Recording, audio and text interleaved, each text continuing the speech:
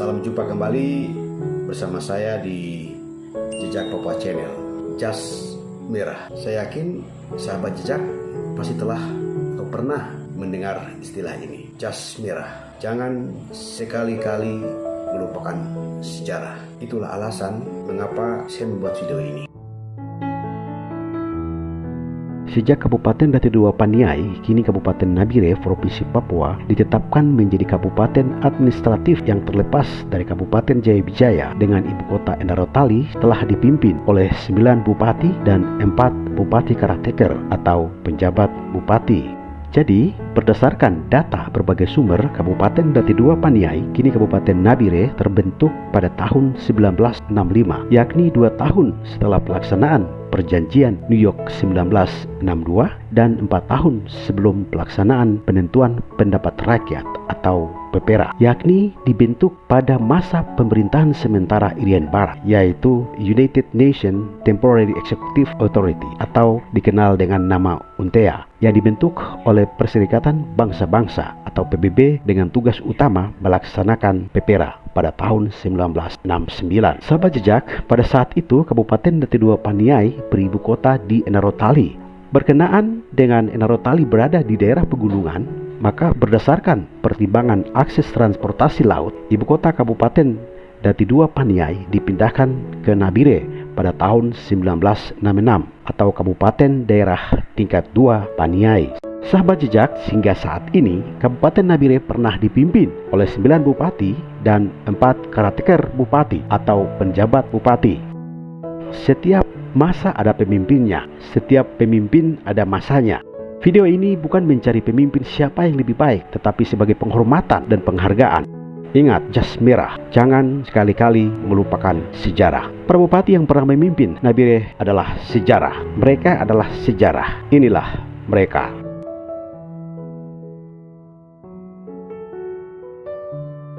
Bupati pertama adalah AKBP Dr. Andus Sorojo Tanojo, SH. Beliau merupakan bupati pertama yang memimpin Kabupaten Administratif Paniai yang mencakup Nabire, Paniai, Puncak Jaya setelah terpisah dari Kabupaten Pegunungan Tengah selama tahun 1966 sampai 1969 pada masa UNTEA menjelang pelaksanaan PPRA. Guys, hingga video ini dibuat, Jejak Papua Channel belum menemukan atau mendapatkan dokumen berupa foto AKBP Dr. Andus Sorojo Tanojo SH. Jika sahabat jejak memiliki foto atau dokumen lain, silakan sumbangkan kepada kami dengan berkomentar pada video ini untuk kepentingan pendidikan dan pengetahuan bagi generasi muda Nabire. Lanjut guys, dengan latar belakang tugas sebagai perwira polisi, Sorojo Tanojo tidak menyerah dengan kondisi yang demikian dan selalu siap mengemban tugas yang diperintahkan oleh atasannya dan negara. Sebagai perintis awal, penyelenggaraan suatu pemerintahan memang diperlukan figur pemimpin yang memiliki dedikasi dan disiplin yang tinggi serta siap berkorban untuk kepentingan daerah dan masyarakat. Barangkali inilah salah satu pertimbangan yang melatar belakangi penunjukan beliau sebagai penjabat bupati. Sekalipun dari rentang waktu beliau menjabat bupati sangat singkat, kurang lebih 3 tahun, namun beliau telah membuat banyak hal, terutama untuk meletakkan landasan atau sendi-sendi dasar yang ikut memberikan pengaruh terhadap perkembangan dan kemajuan daerah ini di masa lalu dan di masa kini. Untuk menghormati jasa beliau, nama beliau diabadikan sebagai salah satu nama jalan di kota Nabire, tepatnya di Kelurahan Karangmulia, Jalan Dr. Andus Sorojo Tanojo.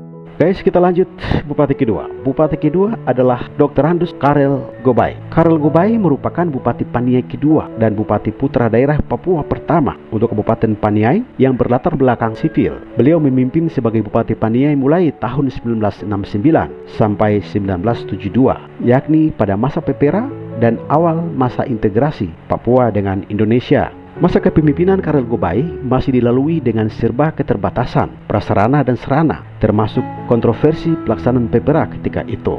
Namun demikian, tidak mengundurkan semangat beliau untuk membangun masyarakat dan daerah Kabupaten Dati II Paniai ketika itu. Sebagai seorang putra daerah, beliau mampu menggerakkan masyarakat dengan memanfaatkan pendekatan bahasa daerah. Tidak berlebihan jika beliau dipandang sebagai salah seorang perintis Kabupaten Paniai lama di masa kini dan tokoh berpengaruh pada masanya.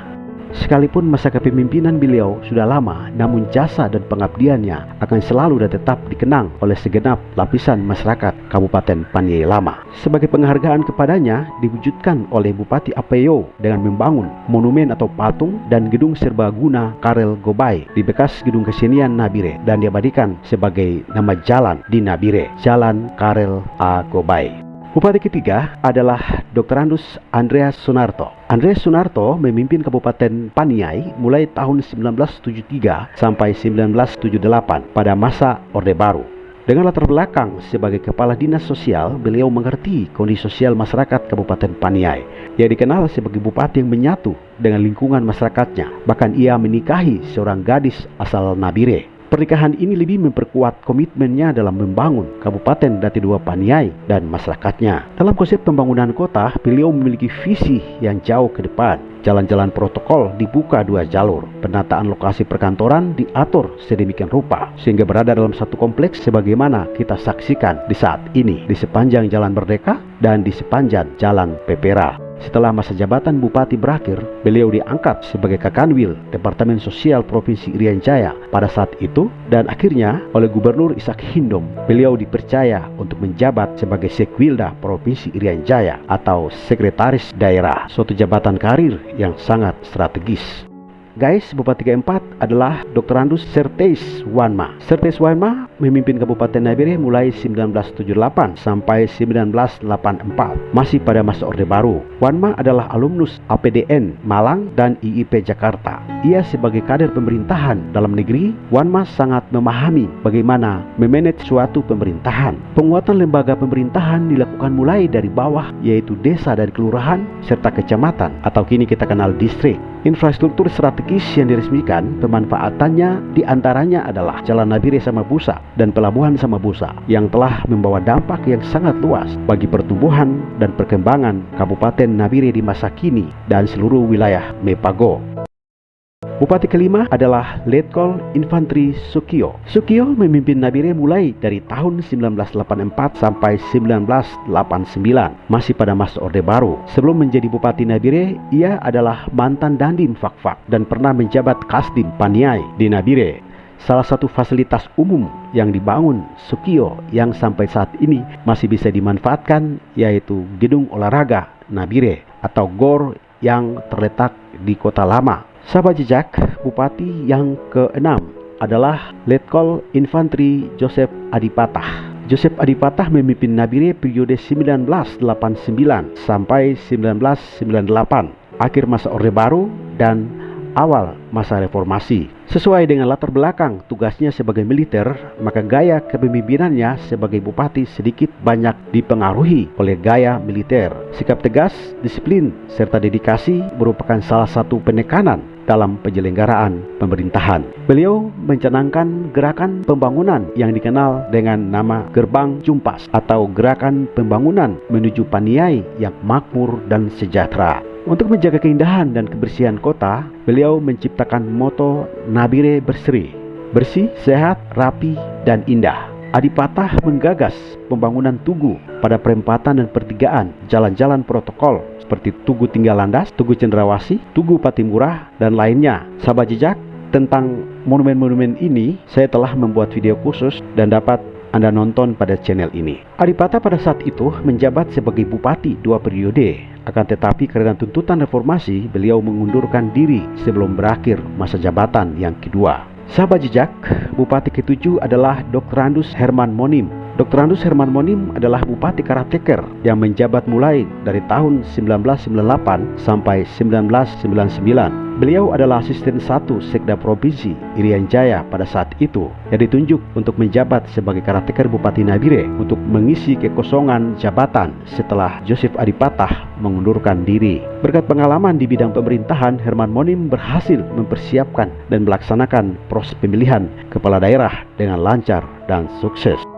Bupati ke-8 adalah Dr. Andus Anselmus Petrus Yo. Anselmus Petrus Yo atau masyarakat Nabire mengenalnya Ape Yo menjabat sebagai Bupati Nabire 2 periode yakni periode 1999 sampai 2004 dan periode 2004 sampai 2009. Di awal kepemimpinannya, beliau sudah dihadapkan dengan berbagai persoalan yang cukup pelik, seperti munculnya gejolak politik, aspirasi Papua merdeka akibat reformasi yang ditandai dengan pengibaran bendera bintang kejora di bekas kantor DPRD OYH yang bertahan hingga 8 bulan. Sebagai langkah awal kepemimpinannya, beliau mencanangkan gerakan pembangunan yang dikenal dengan Gerbang Nun Biru atau Gerakan Pembangunan Menuju Nabire Baru yang bertumpu pada 3 bidang utama, yaitu pemberdayaan ekonomi rakyat, peningkatan kualitas pendidikan, serta peningkatan derajat dan pelayanan kesehatan. Banyak keberhasilan dicapai oleh HPO. Atas semua keberhasilannya, masyarakat Kabupaten Nabire melalui DPRD mempercayakan kembali untuk memimpin Kabupaten Nabire untuk periode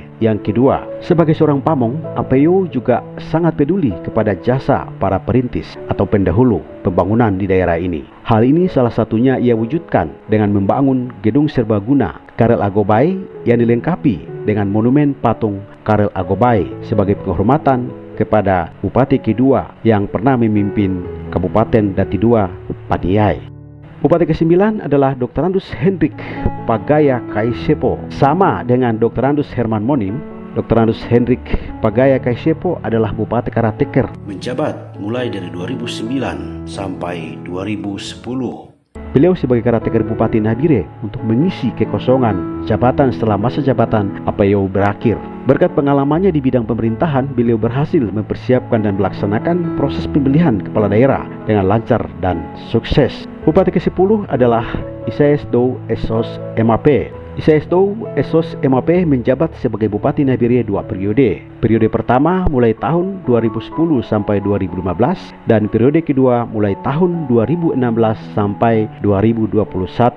Isaias mengusung visi membuka isolasi daerah demi terwujudnya masyarakat Nabire yang berwawasan keberagaman, berkeadilan, sejahtera, dan mandiri secara berkelanjutan. Dalam rangka mewujudkan visi di atas, Isaias mengusung 5 misi dan 14 program prioritas dengan moto demi kasih pada sesama. Fokus pembangunan Isaias Dow pada periode pertama dan kedua adalah pembukaan isolasi daerah, stabilitas keamanan daerah, serta peningkatan layanan dasar di bidang pendidikan, kesehatan, dan ekonomi rakyat. Pada masa kepemimpinannya, Isaias Dow telah berhasil melaksanakan program-program utama, misalnya stabilitas keamanan daerah Kabupaten Nabire. Kita tahu selama 10 tahun kepemimpinan beliau, Kabupaten Nabire kondusif. Tentunya ini adalah hasil kerjasama dengan Forum Koordinasi Pimpinan Daerah, yakni Kapolres, Dandim, Kejaksaan, dan tentu saja DPRD. Selanjutnya adalah program pembangunan bandara baru di Karadiri. Beliau telah berjuang dan kini telah dibangun oleh Kementerian Perhubungan dan ditargetkan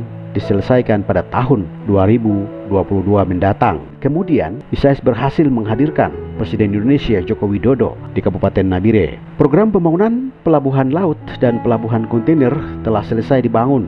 Selain itu, Isaias juga melanjutkan perjuangan pemekaran Provinsi Papua Tengah yang diperjuangkan pendahulunya, yaitu APO. Isaias adalah ketua tim pemekaran Provinsi Papua Tengah dan kini telah disetujui oleh pemerintah pusat dan menunggu pengesahan. Isaias juga telah melunching 23 motif batik Papua khas Nabire yang kini digunakan di sekolah-sekolah dan oleh ASN pada setiap hari Kamis. Atas sejumlah pencapaian itu, Isaias telah memperoleh sejumlah penghargaan, antara lain penghargaan Indonesia Award pada 2017 dari Anyus TV, MNC Group Jakarta. Kemudian penghargaan berikutnya adalah Universal Health Coverage, yaitu Jaminan Kesehatan Nasional Kartu Indonesia Sehat oleh Presiden Republik Indonesia Joko Widodo, dan penghargaan lainnya. Isaias Dow mengakhiri jabatannya pada tanggal 17 Februari 2021.